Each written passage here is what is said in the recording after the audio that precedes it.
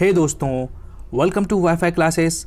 मेरा नाम है गौरव और आज मैं आपके लिए ईडियम एंड फ्रेजेस का पार्ट 9 लेकर आया हूं दोस्तों, जो कि काफ़ी ज़्यादा इंपॉर्टेंट है। अगर आप ईमानदारी से इस वीडियो को देख लेंगे तो आपके 2 नंबर बिल्कुल पक्के हो जाएंगे और बाकी के 8 पार्ट अगर आपने नहीं देखे दोस्तों तो आप बहुत बड़ी गलती कर रहे हैं। अगर आप सिंसियर बंदे हैं तो ज़रूर देखिएगा, काफ़ी कुछ सीखने को मिलेगा। ठीक है भाई, स्टार्ट करते हैं। आपका टाइम बहुत क्रूशियल है तो कुछ सीख कर जाना और बहुत इंटरटेनिंग तरीके से मैं आपको पढ़ाऊँगा। ठीक है, चलो पहला वाला है दोस्तों, बैड ब्लड। बैड ब्लड मतलब क्या होता है? इसका मतलब होता है एनिमिटी, बिटर रिलेशन। कुल मिला के मतलब लग रहा है खराब खून, मतलब वो दुश्मनी वाला कि मतलब किसी से बदला लेना, इस तरीके से एनिमिटी बिटर रिलेशन बोलते हैं ना, मैं तेरा खून पी जाऊंगा पुरानी पिक्चरों में, उसी को बोलते हैं बदला लेना, एनिमिटी बिटर रिलेशंस। ओके, ध्यान रखिएगा, भूलना मत, काफ़ी इंपॉर्टेंट है। सेकंड, बैक एंड बैगेज मतलब कितना शानदार ये होता है, विथ ऑल बिलोंगिंग्स मतलब पूरा सामान। जैसे बोलते ना, एक काम करो, बहुत लड़ाई झगड़ा कर रहा हो, बहुत मुँह चल रहा है लोगों का, जैसे मियाँ बीबी की लड़ाई हो जाती ना, तो पति अपनी पत्नी से क्या बोलता, तुम बहुत बोल रहे हो, एक काम करो, बांधो अपना बोरिया बस्ता, तुम्हें मायके छोड़ के आता हूँ मैं, है ना, ऐसा बोल देता ना गुस्से गुस्से में इंसान, और बाद में फिर जाकर भिखारी बनकर फिर बैठ जाता है, एक काम करो, मैं तो आया था तुमको लेने के लिए, चलो वापस चलो चलो, ऐसे करके, है ना। तो बैग एंड बैगेज मतलब क्या होता है, विथ ऑल बिलोंगिंग्स, सारा सामान। ठीक है, जैसे आप कहीं घूमने जाते हो या कहीं, तो आप पूरा बोरिया बस्ता लेके जाते हो ना, कपड़े चड्डी बनियान सब कुछ आइटम, पूरे ब्रश में सब कुछ ले जाते हो, विथ ऑल बिलोंगिंग्स, तो बैग एंड बैगेज उसी को बोलते हैं। ओके, तीसरा देखिए, ये है बेकर्स डजन। बहुत सिंपल है, बहुत अच्छा है। इसका मतलब होता है 13 नंबर। दोस्तों आपने देखा होगा 12 केले, एक दर्जन कितने का होता है? 12 केले का होता है। लेकिन बेकर्स डजन की जब बात आएगी तो वो 13 नंबर होगा। नंबर कितना होगा? 13, है ना। तो ये सिंपल है, इसको ध्यान रखिएगा, लोग कन्फ्यूज हो जाते हैं कि क्या होगा। फोर्थ देखिए, यह है be born with a silver spoon in one's mouth, मतलब होता है शाही परिवार में पैदा होना, to be born in a rich family. जैसे करीना कपूर का लड़का जो तैमूर है, वो भैया सिल्वर स्पून के साथ पैदा हुआ है, मतलब चांदी की चम्मच के साथ पैदा हुआ है, इस तरीके से बोल सकते हैं, क्योंकि बहुत रिच फैमिली में पैदा हुआ है तो उसकी लाइफ बहुत अच्छी रहेगी, हमेशा ही सक्सेसफुल था और अच्छा करेगा वो लाइफ में। तो आप क्या बोल सकते हो कि भैया तैमूर, हाँ, Taimur was born with a silver spoon in their mouth, इस तरीके से बोल सकते हैं, इन हिज माउथ, है ना, ऐसा। और अभी तैमूर का भाई आ गया है तो अब आप बोल सकते हो कि भैया they were born with a silver spoon in their mouth, है ना, ऐसा बोल सकते हो आप। लिंक करने के लिए बता रहा हूँ दोस्तों, बिल्कुल ध्यान रखिएगा, भूलना मत। फिफ्थ देखिए, be in the driving seat मतलब होता है बियरिंग ऑल रिस्पॉन्सिबिलिटी। मान लो भैया क्या है, आपकी पूरी घर की जिम्मेदारी किस पे है? आप पे है। तो आप ड्राइविंग सीट पे हो तो क्या बोलोगे आप? I am in the driving seat of my home, है ना, फॉर माई फैमिली। और ऐसे याद रख लो, आप कार चला रहे हो भैया, सब लोग, आपकी फैमिली पूरी बैठी है, तो आप अपने छोटा भाई चला रहे हो तो उससे तुम लोग पकड़ चल रहे, पीछे बैठ, अब मैं चलाऊंगा कार, तो आपने पूरी रिस्पॉन्सिबिलिटी ले ली है, आप अब ड्राइवर बनकर चला रहे हो, मतलब अब आप चला रहे हो तो पूरी रिस्पॉन्सिबिलिटी आपकी, कहीं एक्सीडेंट ना हो जाए, इसलिए अच्छे से चलाना है। तो आप ड्राइविंग सीट पे हो, मतलब सारी रिस्पॉन्सिबिलिटी घर की किसके ऊपर है? आपके ऊपर है। ओके, ये भी ध्यान रखिएगा दोस्तों, मैं जल्दी से पढ़ाऊँगा, आपका टाइम बिल्कुल वेस्ट नहीं होगा और काफ़ी कुछ सीखने को मिलेगा। ठीक है। 6 देखिए, बियर द बर्न ऑफ मतलब होता है to bear the main part of something unpleasant.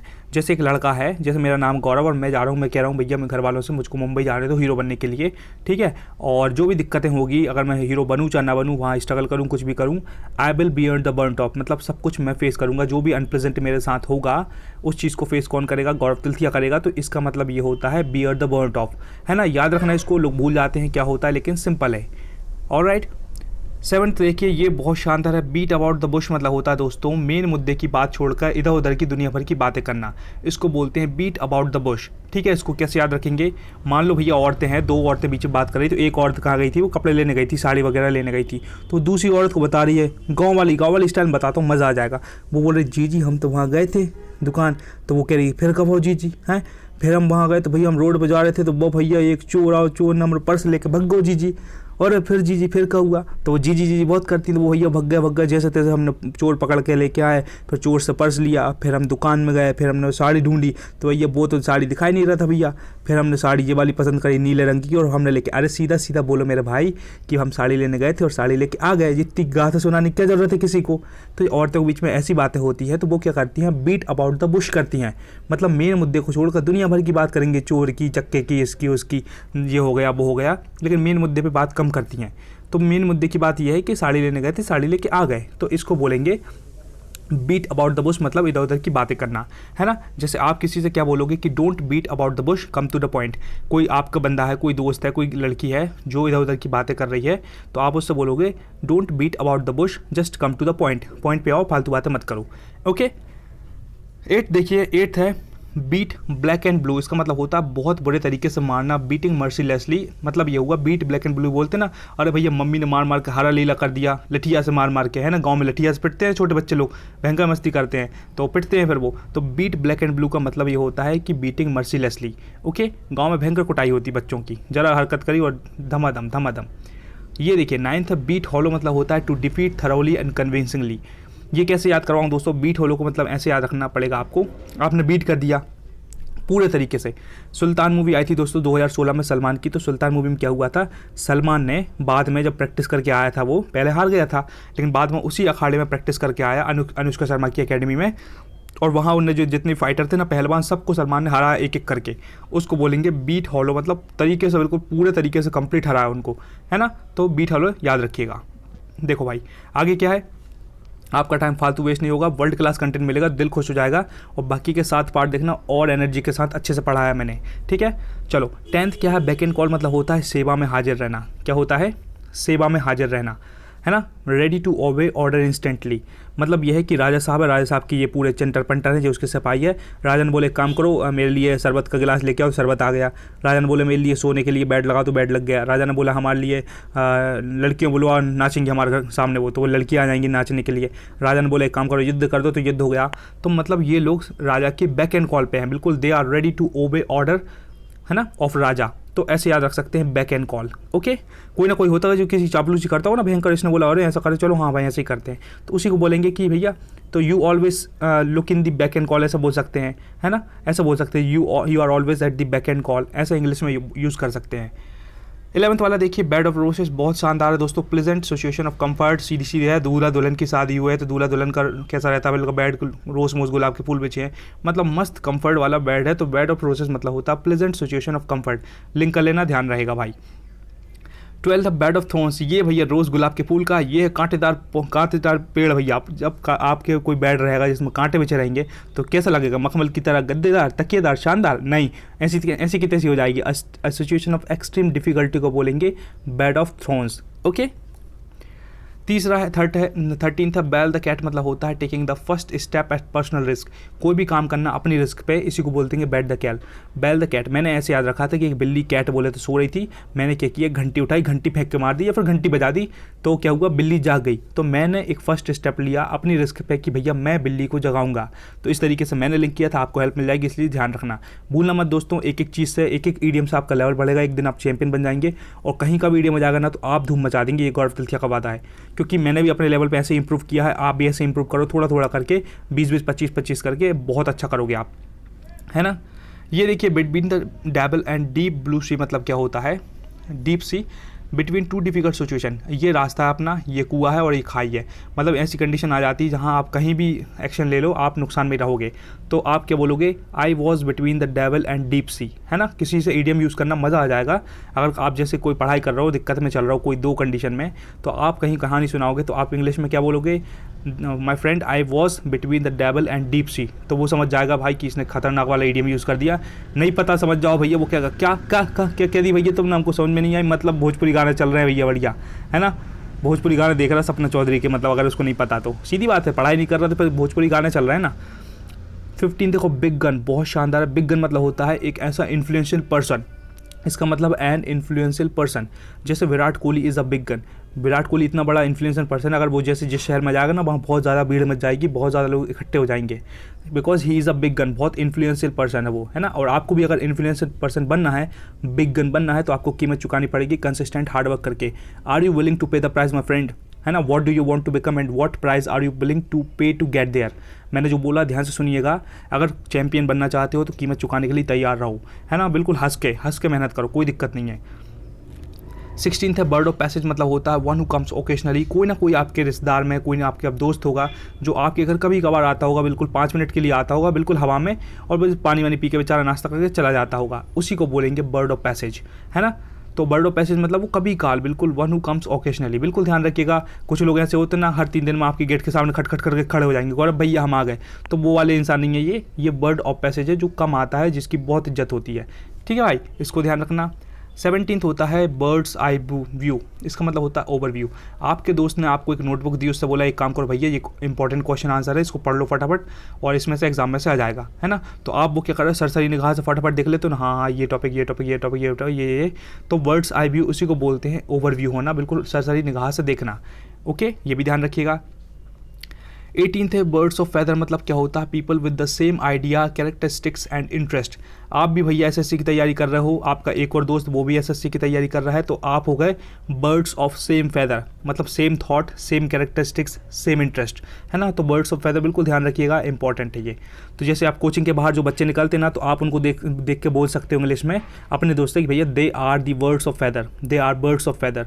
तो आपका दोस्त कहेगा क्या क्या क्या बोल दिया भाई तूने। उसको अगर नहीं पता ना तो सच में वो टाइम पास हो रहा है, अगर उसको पता, अगर उसने तैयारी करी होगी तो उसको पता होगा बर्ड्स ऑफ फेदर मतलब क्या होता है कि सेम इंटरेस्ट सेम आइडिया के लोग।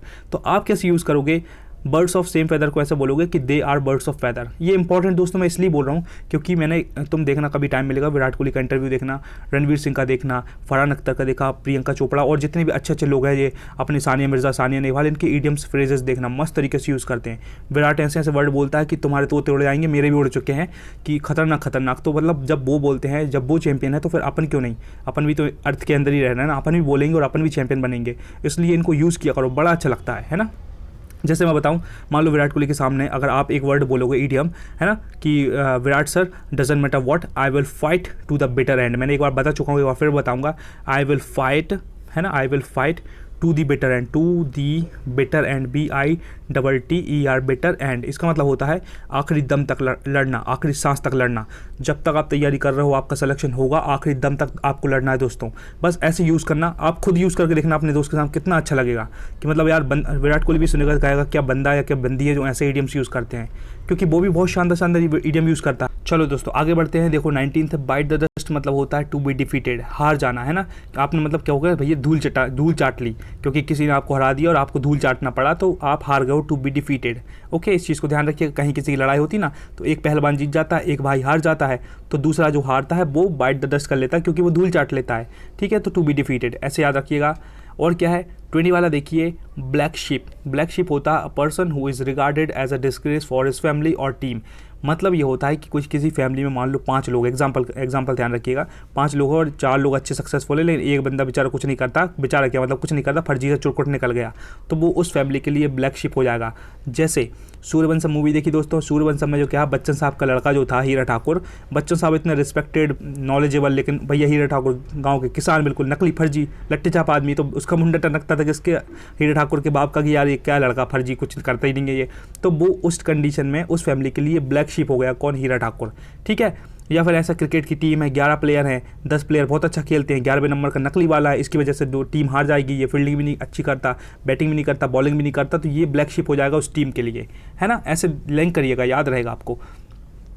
21 देखिए, 21 मतलब क्या होता है, ब्लाइंड एले, मतलब होता है a situation in which no further progress can be made. एक ऐसी सिचुएशन जहां आगे कोई प्रोग्रेस नहीं होती है, मतलब समझ में नहीं आती कि प्रोग्रेस हो रहा है कि नहीं। A situation in which no further progress can be made, मतलब आपने इतनी तैयारी कर ली ये और अब आपको बहुत सारी सब कुछ पढ़ लिया आपने, आपको लग रहा है कि पता नहीं प्रोग्रेस हो रही है कि नहीं, समझ में नहीं आ रही कि प्रोग्रेस हो रही है कि नहीं, है ना। ये कंडीशन आती है ब्लाइंड, मतलब आप ब्लाइंड खेल रहे हो। ओके, तो इस चीज़ को ध्यान रखिएगा। ये ईडियम्स हैं दोस्तों, 2-2 नंबर के आते हैं, इनको गलत मत कर देना, वरना बहुत गंदी बात हो जाएगी।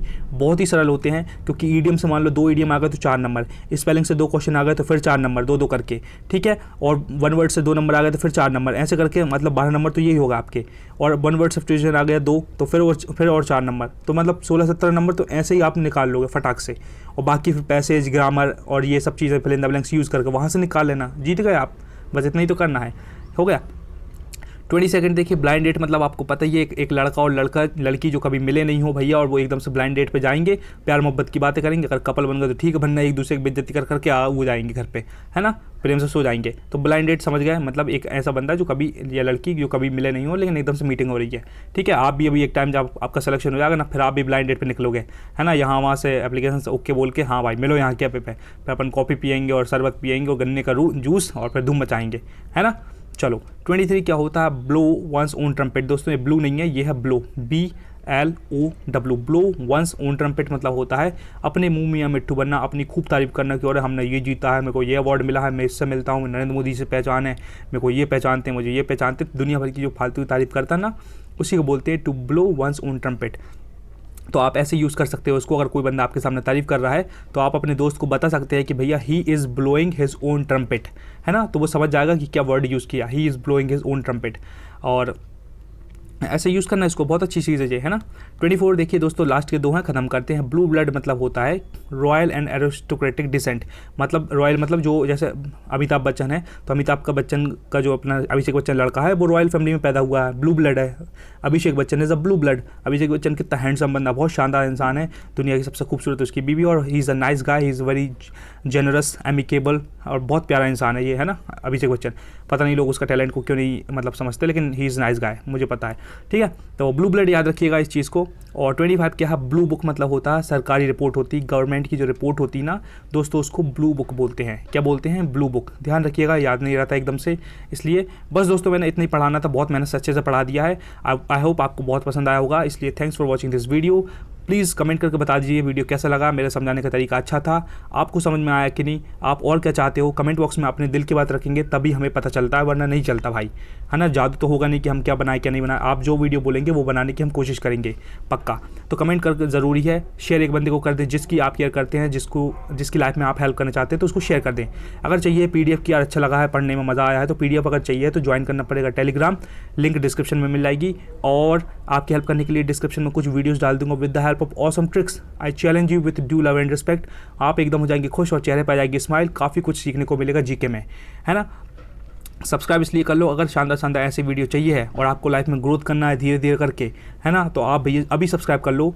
मैं बता रहा हूँ, निराश नहीं करूँगा। गौरव तिलथिया का वादा है कि मैं अच्छे से अच्छी वीडियो लाऊंगा और आपको खुश कर दूंगा कि हाँ भाई आपको बहुत कुछ सीखने को मिलेगा। और लास्ट बात है दोस्तों, revision is the key, never under estimate the power of revision. Bar bar revision करिए, 5 से 6 घंटे हर दिन पढ़िए, आपका सिलेक्शन ज़रूर होगा। बस कंसिस्टेंटली हार्डवर्क करते रहिए और प्राउडली करते रहिए। चलो, thank you so much. Never ever give up, be consistent towards your goal and be proud of who you are. Okay.